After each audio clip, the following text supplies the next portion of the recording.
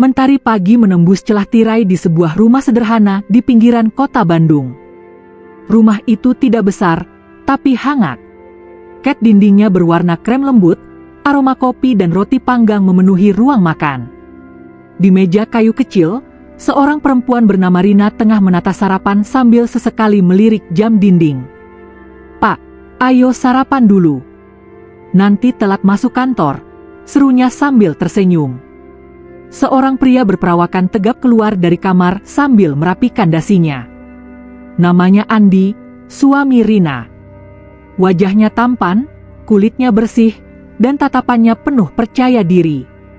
Ia bekerja di sebuah perusahaan properti sebagai staf bagian pemasaran. Mereka menikah 2 tahun lalu, tepat setelah Andi berhasil mendapatkan pekerjaan tetap. "Kopi hitam, ya?" tanya Andi sambil duduk. "Seperti biasa," jawab Rina sambil menuangkan kopi hangat ke cangkir. Suara sendok mengaduk gula terdengar menenangkan di pagi itu.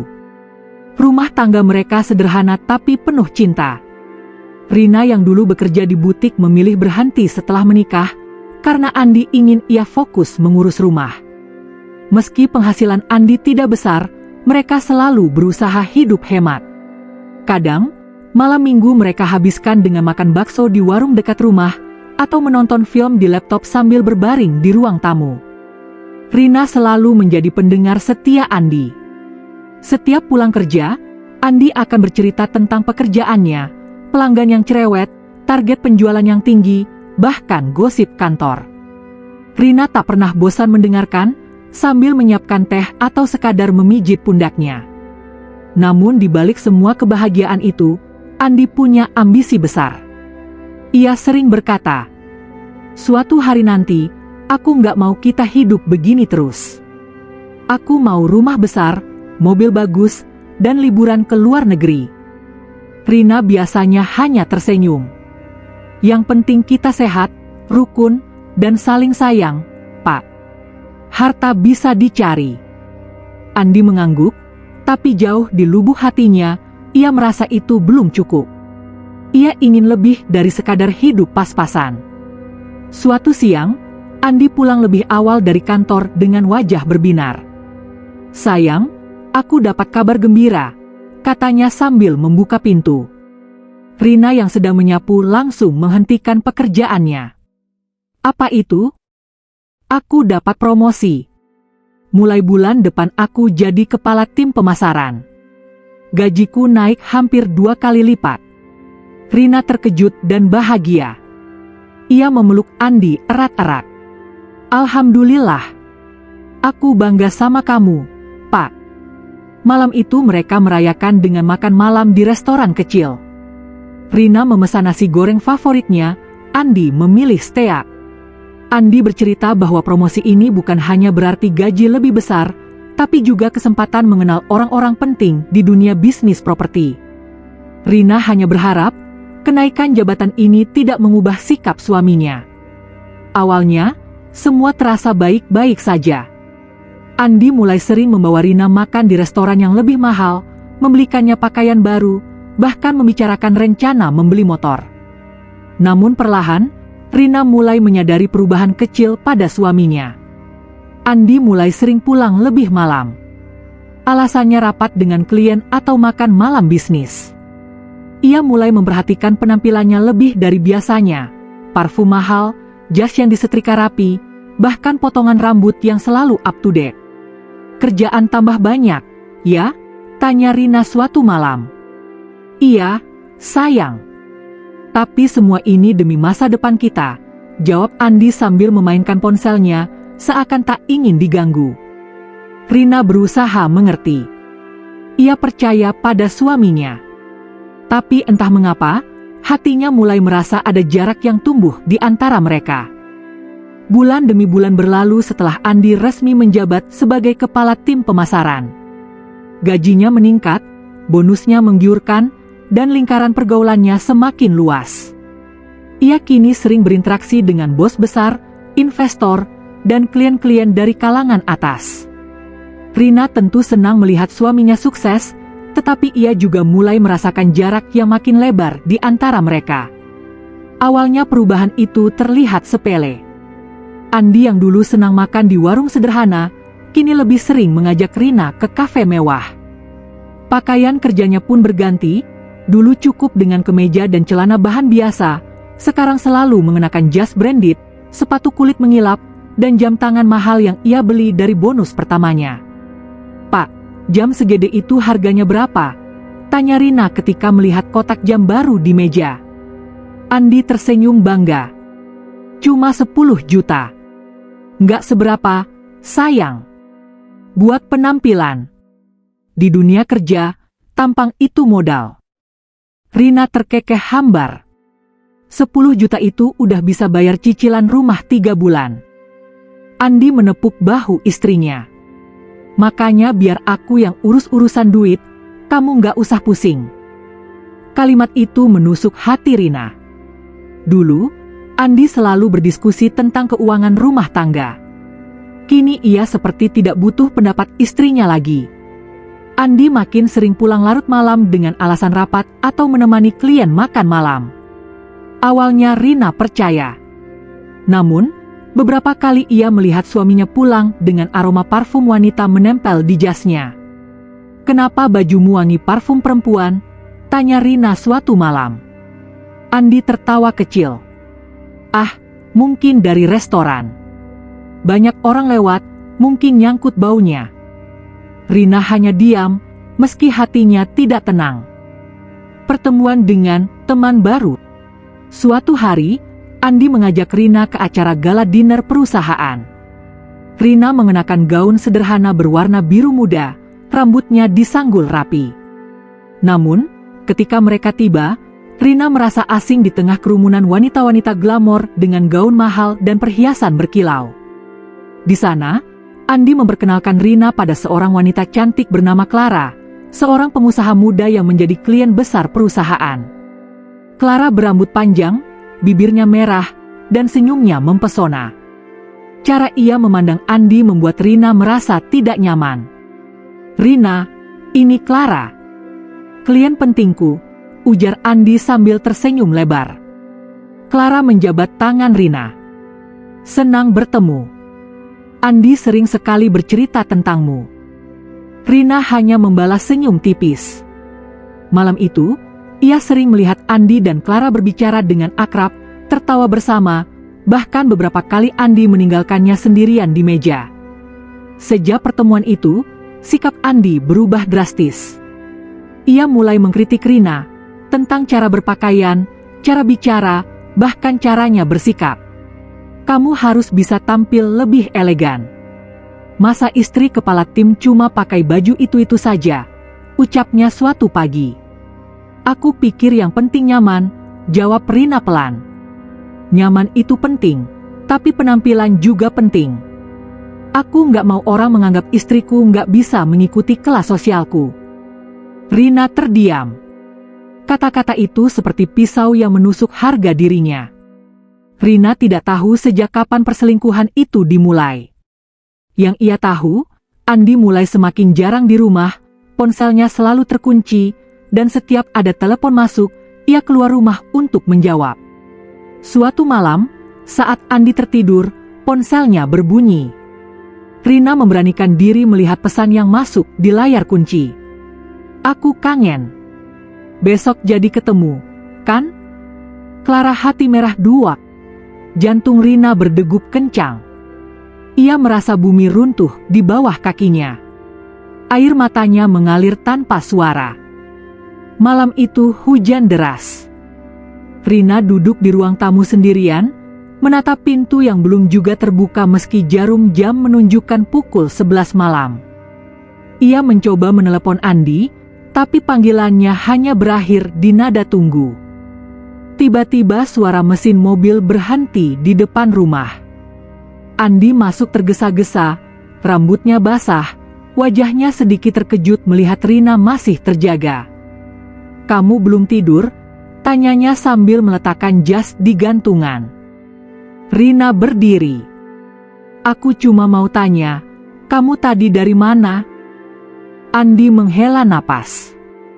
"Rapat dengan klien." "Klien yang mana?" Clara, suara Rina bergetar. Andi terdiam sejenak, lalu tersenyum sinis. Kamu mulai nggak percaya sama aku? Rina menatapnya tajam. Aku lihat pesannya di ponselmu. Pesan dari Clara. Aku kangen, katanya. Jadi, apa maksudnya? Suasana memanas. Kamu nggak berhak buka-buka ponselku, bentak Andi. Aku istrimu, Andi. Aku berhak tahu kalau suamiku selingkuh. Suara Rina meninggi, air matanya mulai mengalir. Andi membuang pandangan. Kalaupun aku dekat sama Clara, itu urusan bisnis. Bisnis? Bisnis apa yang sampai harus bilang, kangen? Keheningan sejenak. Andi menatap Rina dingin. Kamu itu terlalu kampungan, Rina. Kamu nggak akan ngerti dunia kerjaku. Clara itu, dia mengerti aku. Ucapan itu seperti petir di siang bolong bagi Rina. Perempuan yang ia percaya selama ini justru merendahkannya di rumahnya sendiri. Beberapa minggu setelah pertengkaran itu, Andi mulai jarang pulang.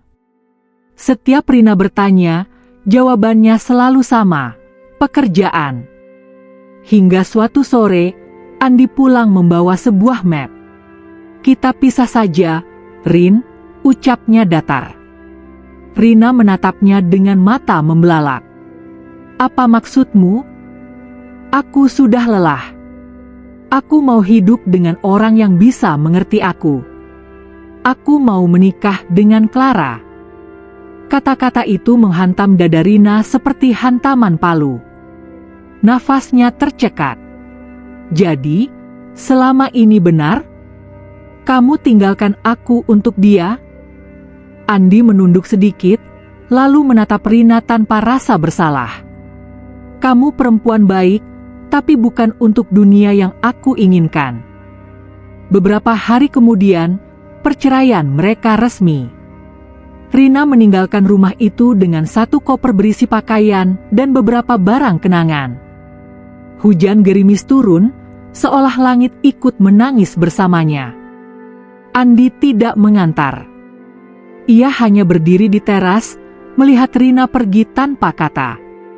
Sementara di belakangnya, Rina melihat siluet seorang wanita bergaun merah, Clara, berdiri sambil tersenyum tipis. Hari-hari pertama setelah perceraian adalah neraka bagi Rina. Ia tinggal di rumah kontrakan kecil, bekerja kembali di butik lama untuk membayar kebutuhan sehari-hari. Malam-malamnya diisi dengan tangisan sunyi.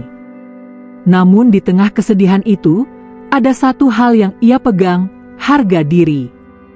Ia berjanji tidak akan pernah kembali pada Andi, meski hidupnya sesulit apapun. Waktu berlalu. Sudah hampir 1 tahun sejak perceraian itu. Rina kini bekerja penuh waktu di butik milik temannya, Maya, yang dulu sering menjadi tempat ia curhat saat pernikahannya mulai retak. Dari hasil kerjanya, ia bisa membayar kontrakan dan kebutuhan sehari-hari.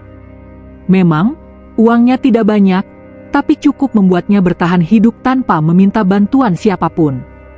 Suatu malam, Maya menatap Rina sambil menyerahkan sebuah brosur. Rin, aku tahu kamu berbakat menjahit. Coba ikut kursus desain busana ini. Kalau lulus, kamu bisa buka butik sendiri. Rina ragu. Tapi, biayanya. Aku pinjamin dulu. Anggap saja investasi untuk masa depanmu, kata Maya sambil tersenyum. Dengan sedikit dorongan dari sahabatnya itu, Rina mendaftar. Hari-harinya kini dipenuhi aktivitas. Bekerja di butik pagi sampai sore, lalu kursus desain busana di malam hari. Meski lelah, ada semangat baru yang tumbuh di hatinya. Untuk pertama kalinya sejak perceraiannya, ia merasa punya tujuan. Suatu sore, saat ia menunggu angkot, seorang pria menghentikan mobilnya di depan Rina. Rina? Ini kamu? Suara itu terdengar familiar. Rina menoleh. Budi? Ya Allah, sudah lama banget. Budi adalah teman kuliah Rina dulu. Dulu mereka akrab, tapi jarang bertemu setelah masing-masing sibuk dengan pekerjaan. Budi kini bekerja sebagai arsitek di sebuah perusahaan besar. Mereka berbincang sebentar, lalu Budi menawarkan tumpangan. Dalam perjalanan, Rina menceritakan secara singkat hidupnya sekarang, tanpa terlalu banyak membicarakan masa lalunya dengan Andi. Sejak pertemuan itu, Budi sering menghubungi Rina. Ia mengajaknya makan siang, membantu membelikan bahan untuk kursus, bahkan sekali waktu mengantar Rina pulang larut malam setelah kelas desain. Berbeda dengan Andi, Budi selalu memperlakukan Rina dengan hormat, tak pernah merendahkannya. Maya pernah berbisik sambil tersenyum, "Kayaknya dia suka sama kamu, Rin." Rina hanya menggeleng sambil tersipu. "Aku belum siap mikir ke arah sana." Namun, diam-diam hatinya mulai merasakan hangatnya perhatian yang tulus. Di sisi lain, kehidupan Andi bersama Clara ternyata tidak seindah yang ia bayangkan. Awalnya mereka sering tampil di acara-acara sosial, liburan ke luar negeri, dan makan di restoran bintang 5. Namun, bisnis Clara mulai mengalami masalah keuangan. Proyek-proyek properti yang Andi tangani pun menurun karena situasi pasar sedang lesu. Dan di saat uang tak lagi mengalir deras, sifat asli Clara muncul. "Kamu ini nggak berguna," katanya kepala tim hebat, "kau penjualan jeblok," bentak Clara suatu malam. Andi hanya terdiam, mencoba menahan amarah. Ia mulai menyadari bahwa cintanya dan Clara hanya bertahan selama uang masih ada. 2 tahun setelah perceraiannya, Rina berhasil lulus kursus desain busana dengan nilai terbaik. Maya membantu mempromosikan karyanya lewat media sosial, dan tak lama kemudian, Rina mulai menerima pesanan baju dari berbagai kota. Budi, yang kini sudah resmi menjadi kekasihnya, memberi kejutan di hari ulang tahunnya. Di sebuah ruangan kecil yang sudah disewa, Budi menyerahkan kunci. "Ini toko kamu, Rin. Mulai sekarang, wujudkan mimpimu." Rina menangis haru.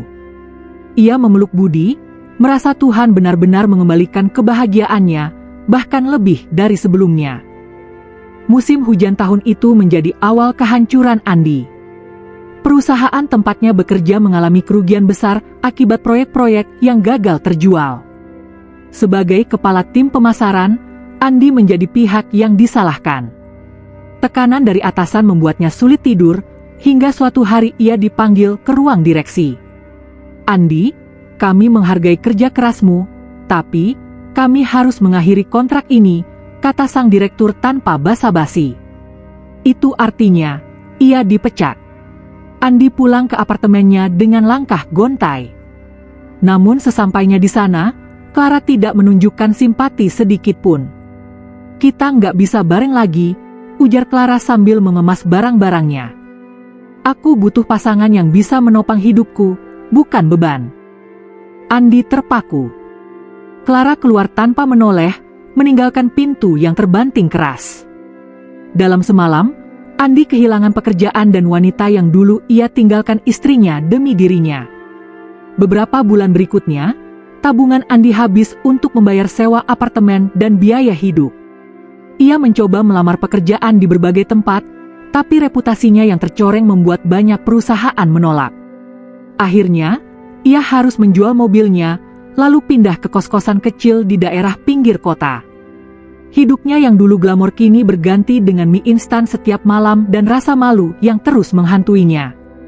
Sementara itu, kehidupan Rina berkembang pesat. Butiknya semakin ramai, pesanan datang dari luar kota, bahkan beberapa kali ia menerima order untuk acara pernikahan besar. Budi selalu ada di sisinya, membantu mengurus administrasi dan keuangan toko. Mereka menikah dalam sebuah pesta sederhana namun hangat. Senyum Rina di hari itu begitu tulus, senyum seorang wanita yang berhasil bangkit dari luka masa lalu. Setahun kemudian, mereka dikaruniai seorang putri cantik bernama Alia. Kehidupan rumah tangga mereka penuh kasih, saling menghargai, dan jauh dari drama yang dulu pernah menguras hati Rina. Suatu sore, ketika Rina sedang menutup butik, seorang pria lusuh berdiri di depan pintu. Rambutnya acak-acakan, wajahnya tirus, dan pakaiannya kusut. Butuh waktu beberapa detik bagi Rina untuk mengenalinya. Andi, suaranya nyaris berbisik. Pria itu tersenyum pahit. Rin, aku butuh bantuan. Rina hanya berdiri terpaku. Dulu, pria ini meninggalkannya demi wanita lain. Kini, ia berdiri di depannya dengan tatapan memohon. Aku salah, Rin, kata Andi lirih. Aku bodoh, ninggalin kamu. Semua yang aku kejar ternyata cuma kosong. Aku gak punya siapa-siapa lagi. Rina menatapnya tanpa berkata-kata selama beberapa saat. Dalam hatinya, rasa iba bercampur dengan ingatan pahit masa lalu. Namun ia sadar, hidupnya sudah berbeda sekarang. Aku sudah memaafkan kamu, Andi. Tapi hidupku bukan milikmu lagi, jawab Rina akhirnya. Aku punya suami yang mencintaiku, anak yang aku sayangi, dan masa depan yang gak akan aku lepaskan. Andi menunduk, matanya berkaca-kaca. Ia tahu, pintu itu sudah tertutup selamanya. Rina memberikan selembar uang untuk membantunya bertahan, lalu melangkah pergi. Ia tidak menoleh lagi. Di belakangnya, Andi berdiri mematung, menyadari bahwa keangkuhan yang dulu membuatnya merasa di puncak dunia kini telah menjerumuskannya ke dasar kehancuran. Dan di hati Rina, ada rasa lega, bukan karena melihat Andi menderita, tapi karena ia tahu, ia telah berhasil keluar dari lingkaran yang dulu hampir menghancurkannya.